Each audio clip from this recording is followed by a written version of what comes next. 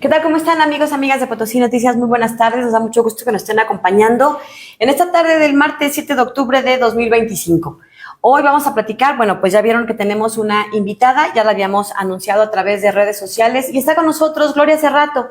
Ella es la encargada del despacho de la Secretaría, de la nueva Secretaría de la Mujer y bueno, pues tiene un nombre oficial. Gloria, ¿cómo estás? Gracias por acompañarnos. Bienvenida. Muchas gracias, Lidia. Pues siempre un gusto poder estar aquí contigo. La verdad es que... Gracias. Que es una mujer muy comprometida con la información. Entonces, bueno, pues la estimamos mucho y la queremos mucho y gracias por la invitación. Ya no vais a balconearme de cuántos años nos conocemos. No, pues ahí quedo yo más mal. Entonces, pero sí decirles que esta secretaría adquiere el nombre de Secretaría de las Mujeres e Igualdad Sustantiva. Y esta parte, pues, fue como un ejercicio que hicimos muy interesante, la idea de estudiar todas las secretarías que había del país, que no eran tantas. Aproximadamente cuando empezamos a estudiarlas eran 12. Y en ese inter, posterior a que el gobernador del estado, licenciado Ricardo Gallardo, anuncia esta secretaría un 7 de agosto del año pasado, en donde pues él propone crear esta secretaría antes que a nivel federal lo hiciera la presidenta. Y pues la tarea fue ir a preguntarle a las demás compañeras que ya eran secretaria cómo les había ido y cuáles eran como estas buenas prácticas que ellas aconsejaban sobre las 3 líneas, porque pues eso sí lo teníamos muy clarito, que eran 3 líneas de acción para el trabajo con las mujeres. Uno era el empoderamiento, igualdad sustantiva, fortalecimiento, bienestar de las mujeres, y otra gran línea de trabajo era la atención de las violencias y lo que implicaba con la prevención.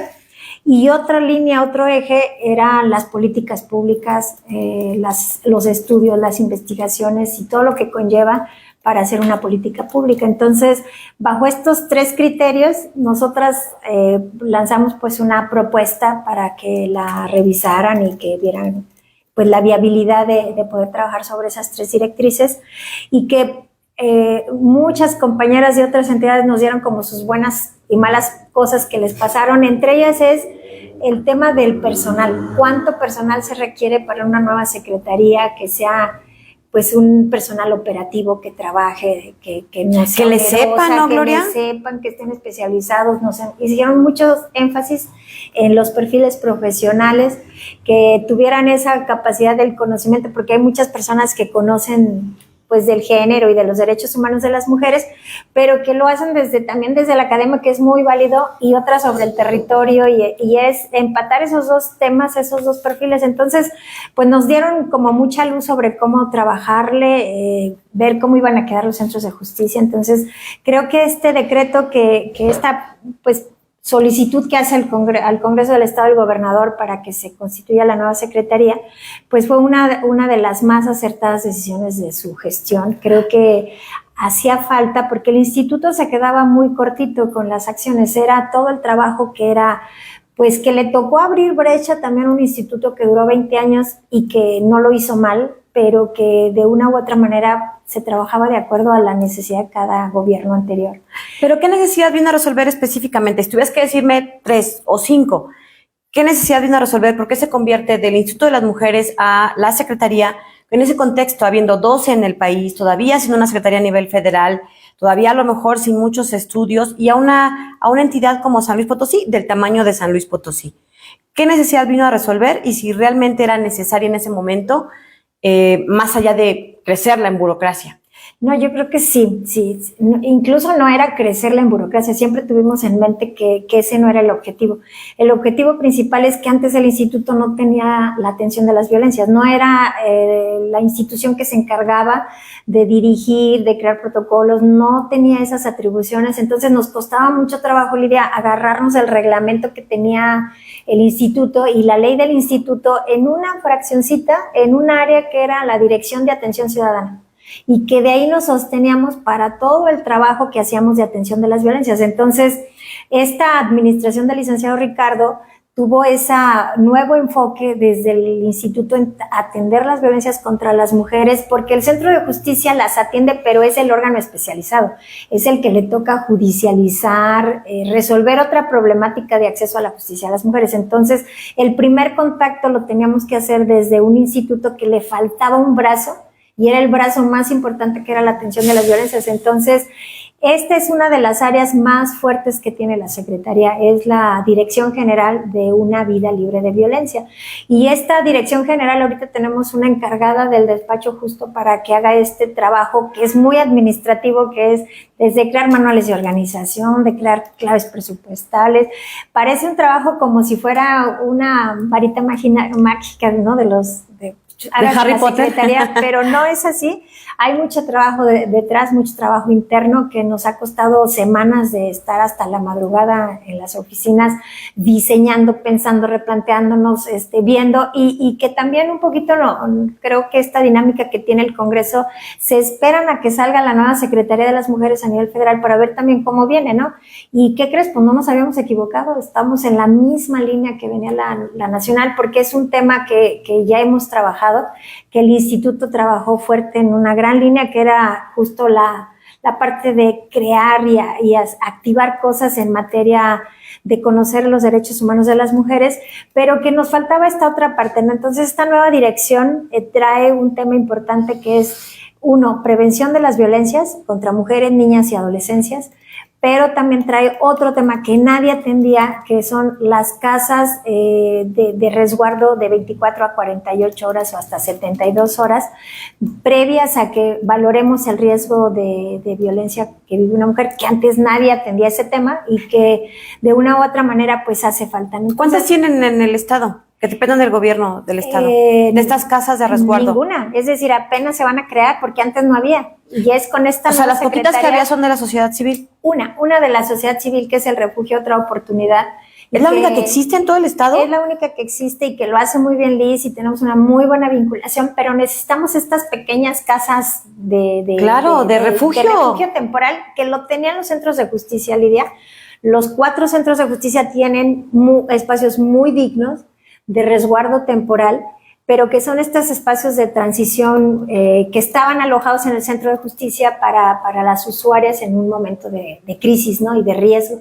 Pero entonces, o sea, si alguien llega víctima de violencia en la 1 de la mañana con sus hijos, ¿a dónde va? Ahorita al centro de justicia. Al centro de justicia. ¿Que está dónde? Y tenemos 4 centros. Uno aquí en San Luis Capital, que está por ahí de la feria, enfrente de la FENAPO. Otro lo tenemos en Matlapa, en Río Verde y en Matehuala.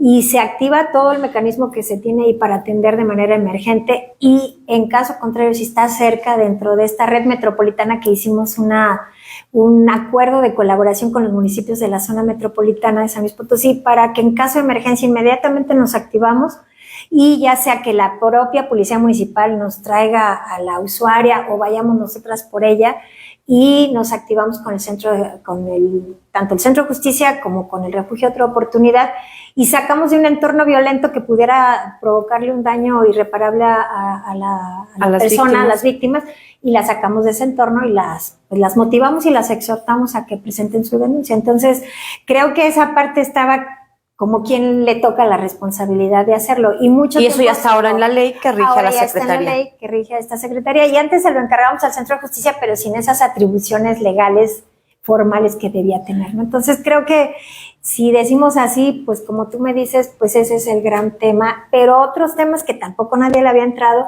era el derecho al cuidado.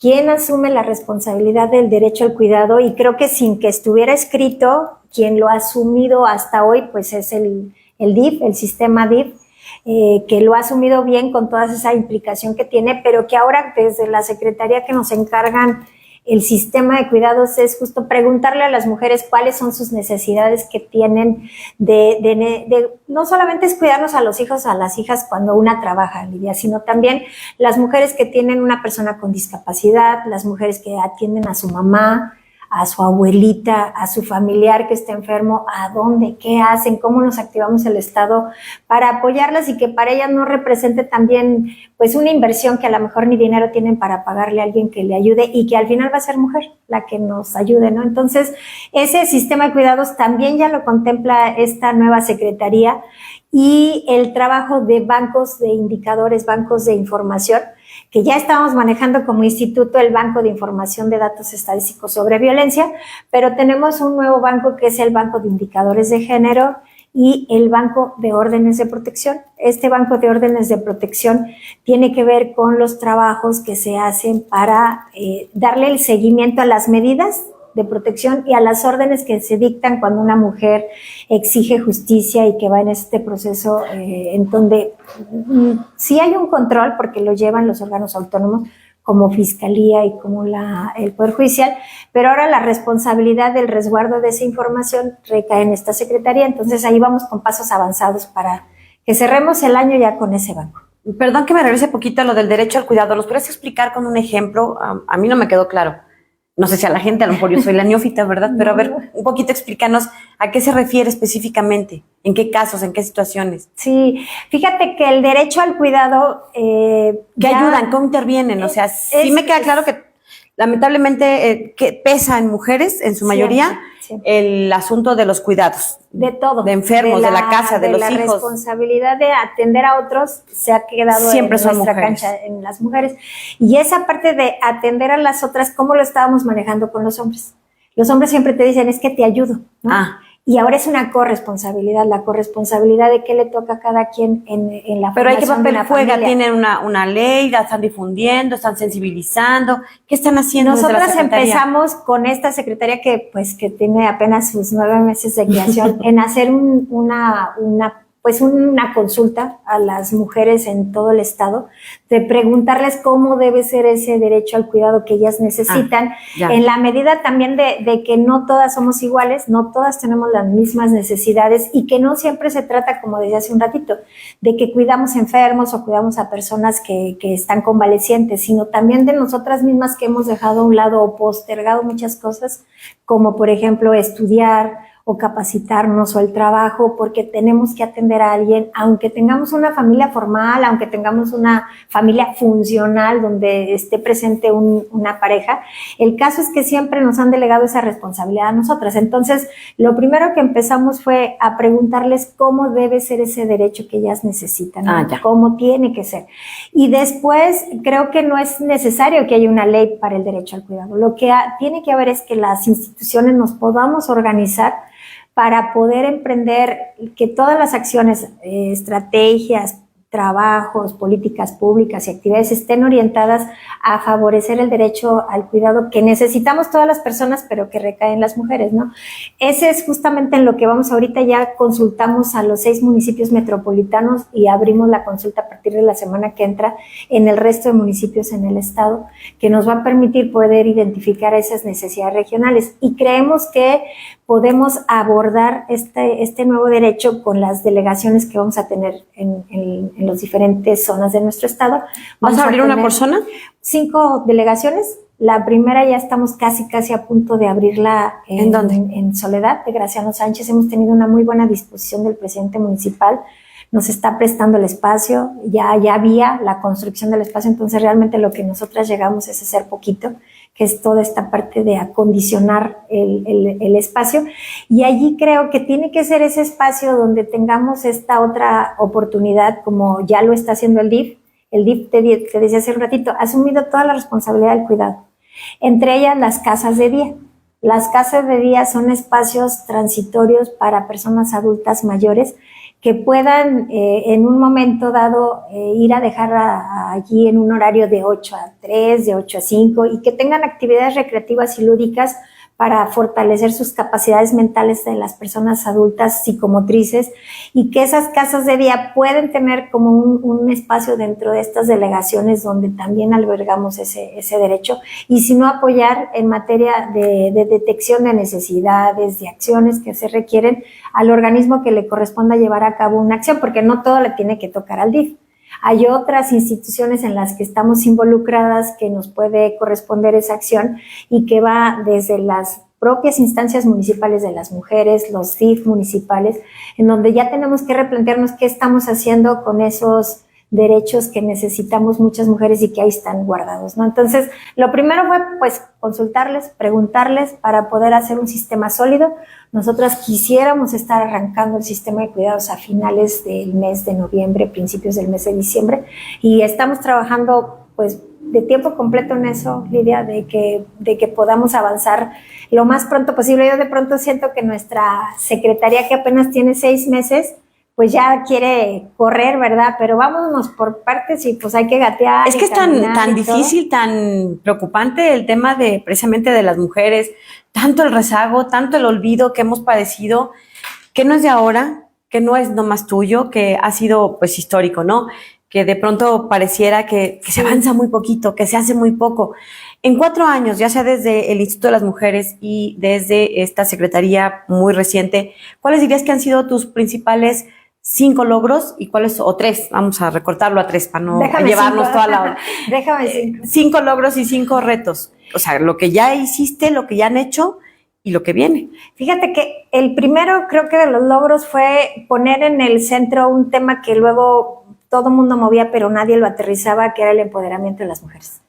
Y era cómo dar esa fortaleza económica y autonomía para las mujeres desde un enfoque institucional. Entonces fueron dar talleres, cursos, abonar en las habilidades de las mujeres, darles certificaciones. Logramos certificar a más de 600 mujeres en habilidades y competencias para que ellas pudieran poner un negocio. Y logramos un convenio con el CIFIDE para que le pudiera dar préstamos a corto plazo y con fácil acceso al pago, que aquí a lo mejor así decirlo, ¿verdad? Que casi no es nada, porque el gobernador lo que quiere es que ellas tengan esa autonomía económica, y eso era como uno de los principales retos, que se daban muchos cursos, Lidia, y se abonaba mucho. Yo no quiero decir que el instituto no hiciera, pero que no focalizaba acciones, ¿no? Entonces, uno fue el empoderamiento económico de las mujeres, que logramos tener muy buenas emprendedoras en muchos municipios, no nomás aquí.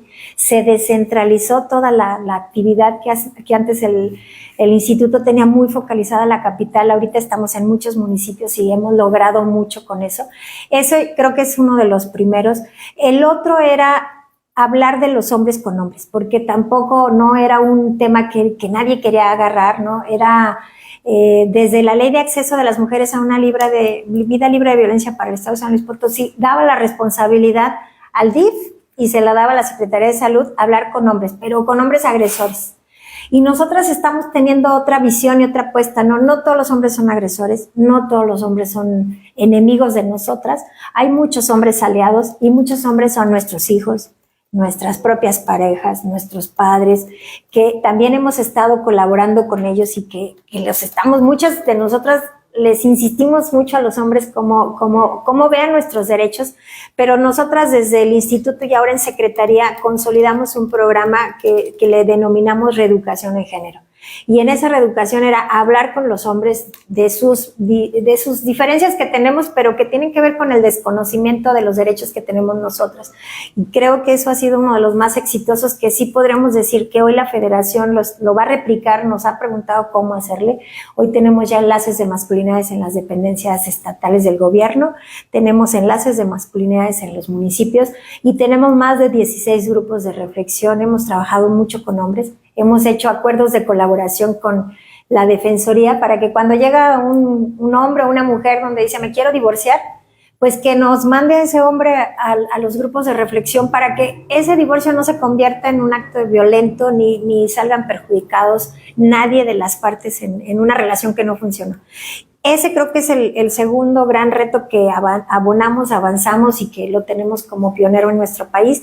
Y otro tema que creo que sí es importante poner sobre la mesa fue la atención de las violencias.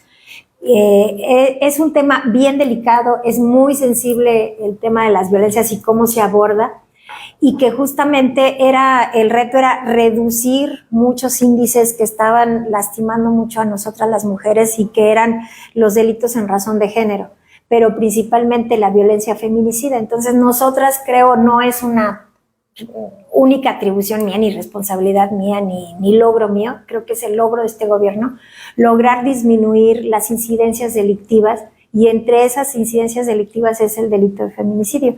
Hoy, a la fecha, dentro de todo lo que implica una pérdida de la vida de una mujer, de una compañera, de una amiga, de una hija, pues tenemos 3 feminicidios que ya están con vinculación a proceso, y que eso nos coloca dentro de los estados que más ha podido resolver esos temas de la manera más inmediata, ¿no? Cuando llegamos había 17 feminicidios, 25 cuando empezó el gobernador en 2022. El reto era enorme, y el trabajo que se ha hecho es justo abonar a escuchar a las mujeres, atenderlas desde el primer momento que puedan estar sintiendo que lo que están viviendo es una violencia, escucharlas, atenderlas, acompañarlas y no soltarlas para que ellas puedan presentar una denuncia. Creo que es una enorme responsabilidad atenderlo y que no podemos nosotras de ninguna manera decir que lo ponemos como un logro, sino como una buena política pública o acciones de acciones afirmativas que están dando resultado, pero que ha sido el trabajo de toda la administración pública. Es decir, cada obra que se realiza tiene un enfoque de género, tiene una recuperación de espacio, hay una iluminación para que una mujer pueda transitar con más seguridad y tranquilidad, y que todo eso fue abonando a que pudiéramos por lo menos disminuir el índice, no erradicarlo, pero disminuirlo, y que vamos a seguir pendientes porque ese sí es un tema que el gobernador ha sido muy enfático, el tema de poder atender las violencias. No podemos decir nunca que ya alcanzamos una meta, porque no es así.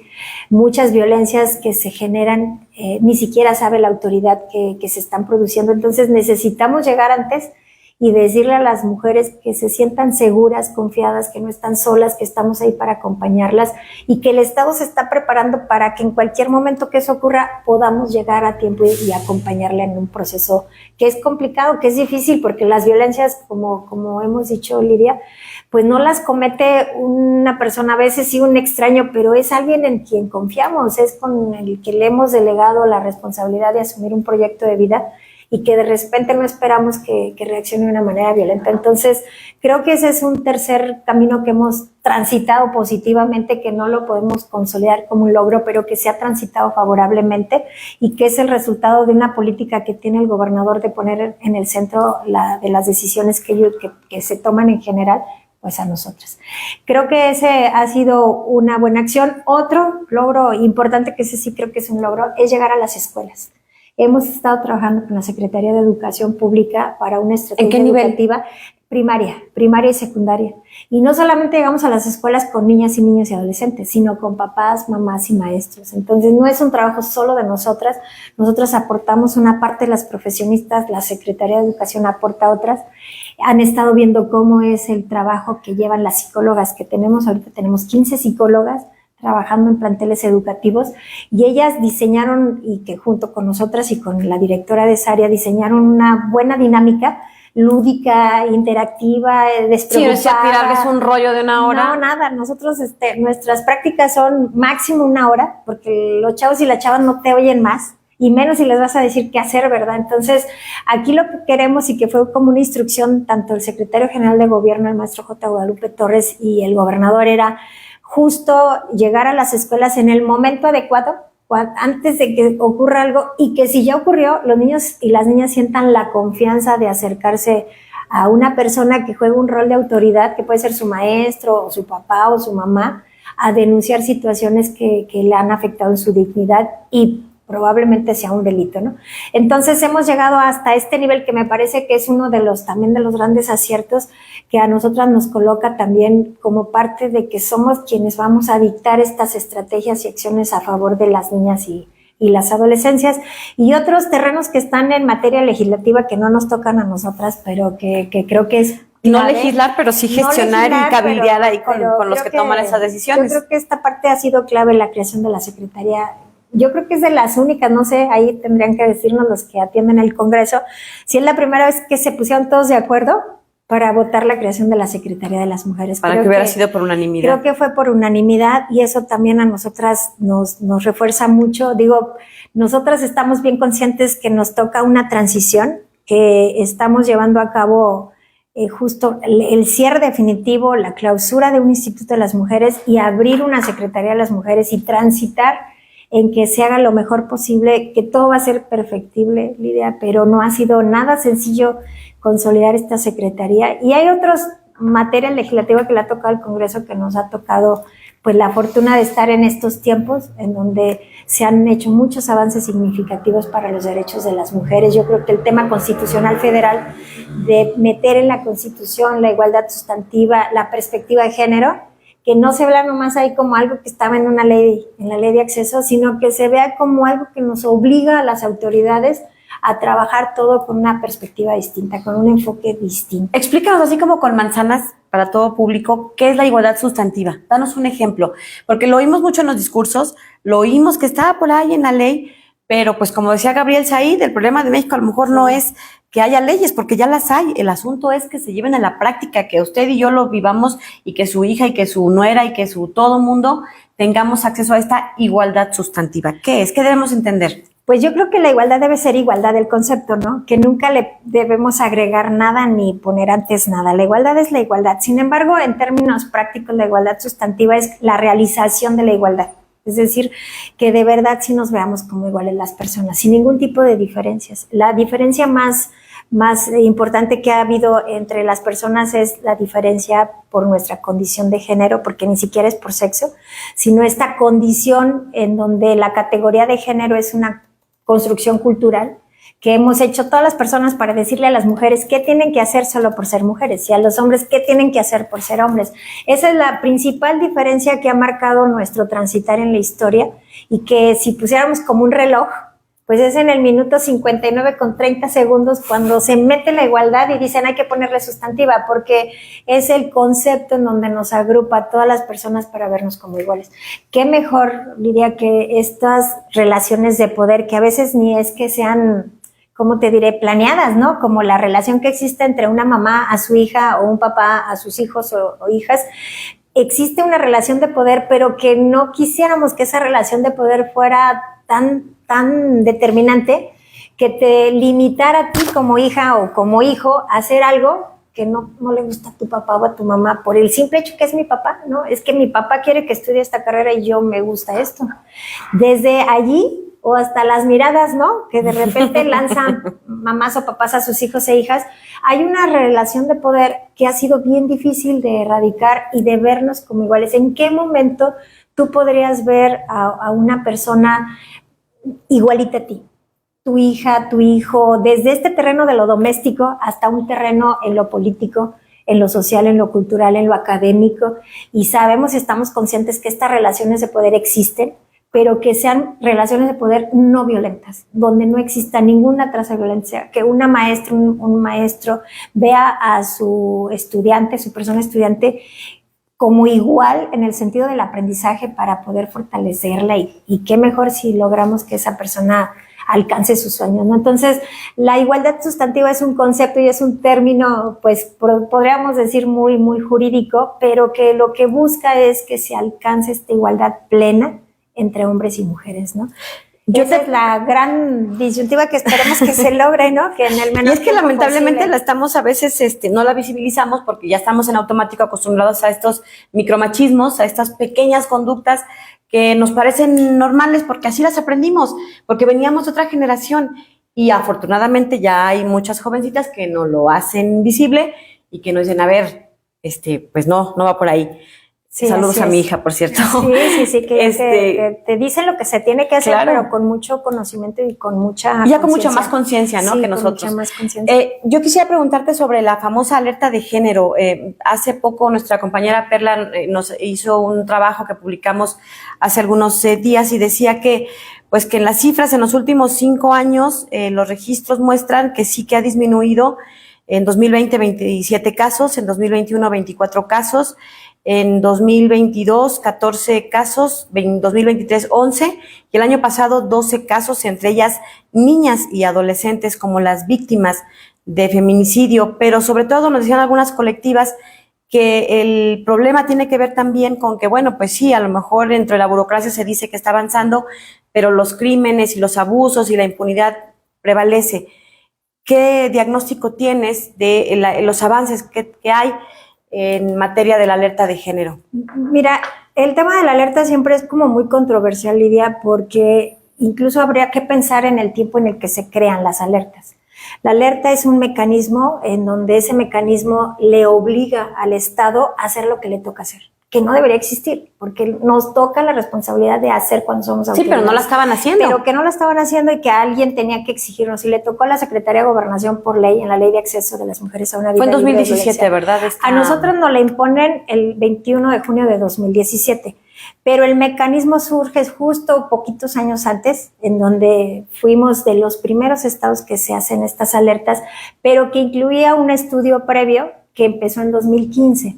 Y en 2015 la situación que vivía San Luis Potosí era muy grave, muy delicada, incluso con un gobernador que tenía cero enfoque de género y que hizo declaraciones muy, muy desafortunadas sobre las muertes violentas que estaban ocurriendo en el municipio de Tamuín.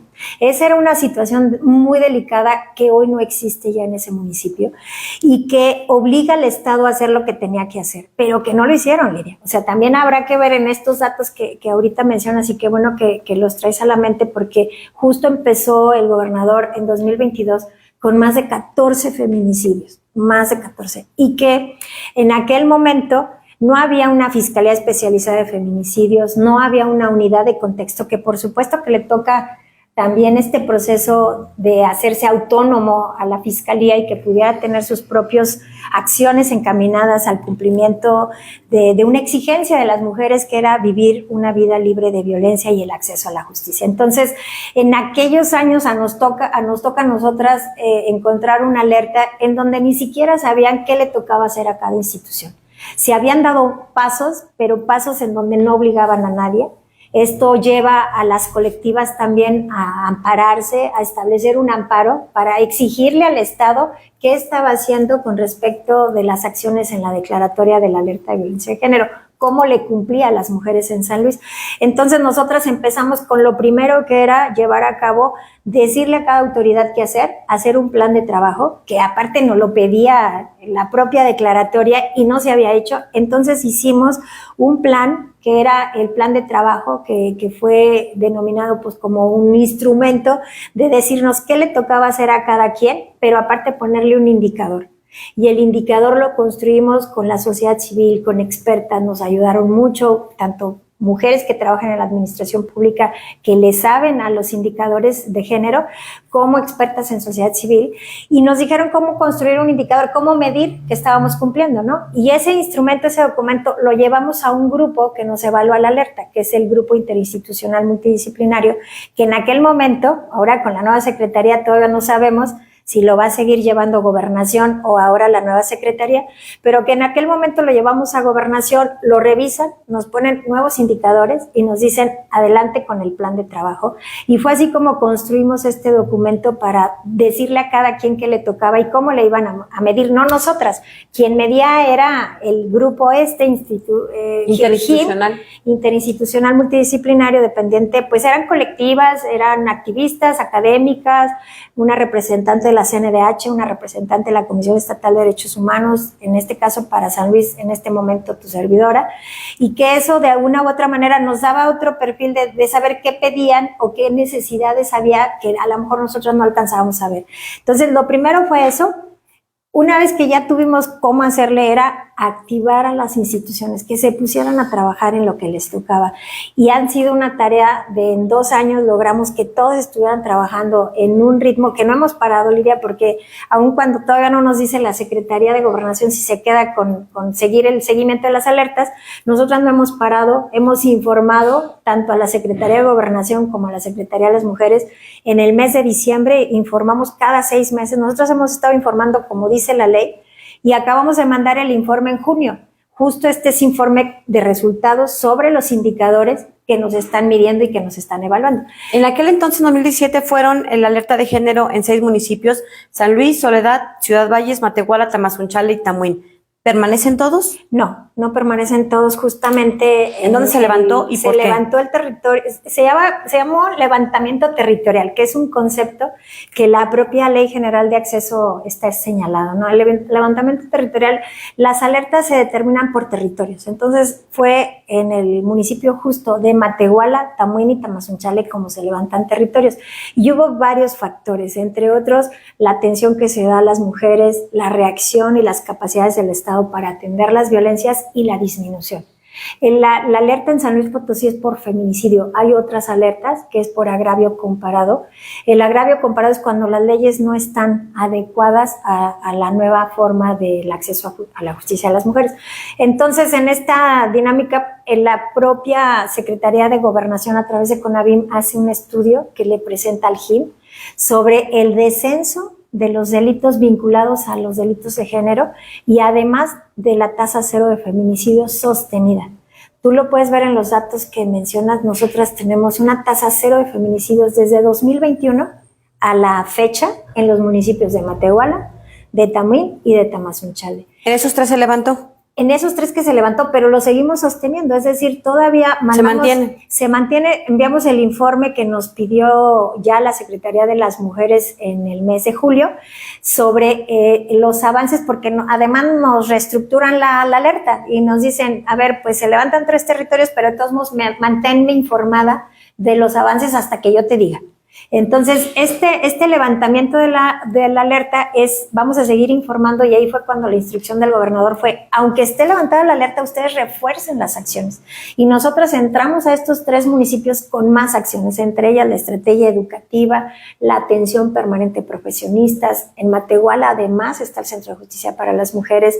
En Tamazunchale, hoy en este momento están trabajando 15 profesionistas. Tenemos una unidad fija y una móvil en donde se desplaza a todas las localidades. Es decir, nosotras el levantamiento de la alerta fue más trabajo, Lidia, porque la instrucción era, no podemos nosotras no decirle a las mujeres que ahí estamos, porque entonces sería un retroceso para nosotros. Entonces, ¿qué hicimos? Reforzar acciones, seguimos ahí y nos mantenemos hasta el día de hoy en tasa cero. Para nosotros ha sido mucho más trabajo, ha sido 24/7, estar pendientes. Tamuín es un municipio prioritario en donde entramos, están ahí, tenemos un centro que nos funciona también con recurso federal y que allí estamos de manera permanente con las mujeres. En el momento en que sea preciso, si es necesario, vamos por la situación, recogemos a la señora con sus niñas y niños y las traemos al refugio o buscamos redes de apoyo, pero que no creas que se han dado tanto. Es decir, de la fecha en que se hizo el levantamiento territorial, ahora hemos tenido solo 2 atenciones que requirieron sacar a las mujeres de sus localidades. Es decir, seguimos manteniendo el trabajo continuo en esos municipios. Creo que el tema de la alerta siempre ha sido como muy controversial, pero yo también quisiera, y se los manifesté hace poquito, tuvimos una sesión del Sistema Nacional que ya encabezó la secretaria Citlali Hernández, pero que también estuvo la secretaria de Gobernación, porque todavía no saben bien cómo se va a seguir llevando el sistema, si lo atiende Gobernación, porque así decía antes la ley de acceso, o la va a atender ahora la Secretaría de las Mujeres. Y yo puse un punto de acuerdo en asuntos generales, en donde se tienen que replantear las alertas de género.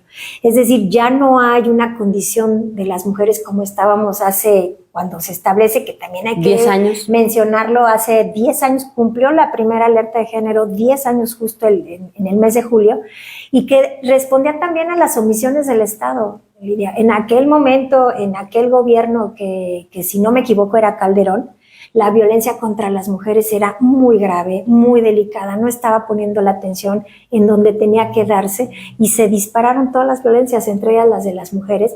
Y entonces en ese contexto, y por supuesto haciendo caso a las activistas y a las necesidades que en aquel momento eran de estos grupos de mujeres organizadas, pues entran estas alertas a decirle al Estado qué tenía que hacer. Entonces creo que a 10 años el Estado se tiene que replantear, aparte, la movilidad de las violencias, la movilidad en territorio, la movilidad incluso de los tipos y modalidades de violencia. Hay nuevas violencias en donde aquellas violencias pues ahora están permeadas por otros ámbitos, como la violencia digital, que lacera, que lastima, que es... Eso en zonas metropolitanas, en zonas urbanas, pero en las zonas rurales, en la Huasteca, nosotros seguimos leyendo boletines de la Fiscalía de niñas abusadas, de mujeres violadas.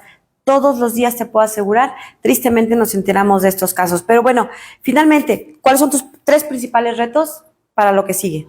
Pues yo creo que el primer reto es que logremos afincar y afianzar la Secretaría de las Mujeres, porque de lo contrario no podemos abatir el otro tema, que es, uno, la violencia contra las mujeres, las niñas y las adolescencias, y por otro lado el empoderamiento y fortalecimiento. Tenemos que trabajar con las mujeres para que logren su autonomía económica, que eso les permite a ellas tomar decisiones incluso sobre su situación propia, personal. ¿Y hay políticas públicas orientadas a eso, más allá de los talleres que ustedes imparten y todo esto?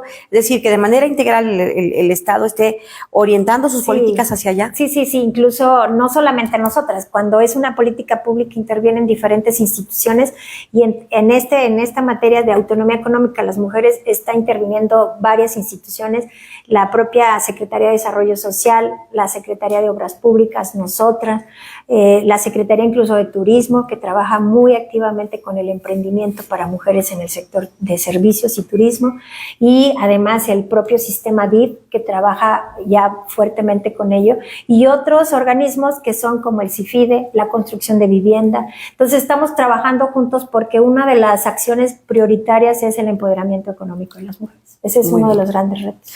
Pues aquí nos podríamos seguir, mejor vienes otro día y hacemos otro tipo de información, porque creo que hay muchas cosas, se trabajo a lo mejor psicológico, de estos ABC, que muchas veces no entendemos los términos de qué hacemos y cómo le hacemos. Pues yo creo que es importante que si nos das chance ahí con la gente que trabaja contigo, que nos pudiera ir acompañando, ¿no? A ir haciendo pues una labor más informativa, mucho más didáctica, para que toda la gente que pueda vernos podamos alcanzar con un mensaje más directo y más eficiente. Y que si viven alguna situación de violencia, Lidia, les invito a que visiten nuestra página, los que tengan esa posibilidad, que esperemos que sí. Tenemos una línea de teléfono que es de vía WhatsApp, que es el Código Rosa, que ha sido de verdad uno también de los grandes logros de tener quien nos pueda contestar a cualquier hora. ¿24 horas? Así es. ¿Y sabes el número? Y atrás, ahorita te lo doy porque no me lo sé. No, lo ponemos aquí en los comentarios para despedirnos. Escaneamos el código, no me lo sé, pero están profesionistas que tienen mucha experiencia, son mujeres. Que en momentos de crisis, de urgencia, ahí están. Ahí están. Muy bien. Lore Cerrato, muchas gracias. Muchas gracias, Lidia, que tengan una excelente día para todas y todos. Bueno, pues con eso nos despedimos. Muchas gracias por habernos acompañado. Recuerden que mañana tenemos el debate. La capital está en la mira de los partidos. ¿Qué va a pasar si el PAN va a dejar de ser este histórico bastión en la capital, de tener este histórico bastión en la capital? Si va a arrasar el verde, si Morena podrá penetrar. Acompáñenos, mañana tenemos este debate. Y Cuautla Vadillo de Morena, Santiago Zamanillo del PAN, por el Partido Verde, Arturo Ramos Medellín, y por Movimiento Ciudadano, Sebastián Pérez. Nos vemos y nos escuchamos mañana. Gracias, pásela bien. Hasta la próxima.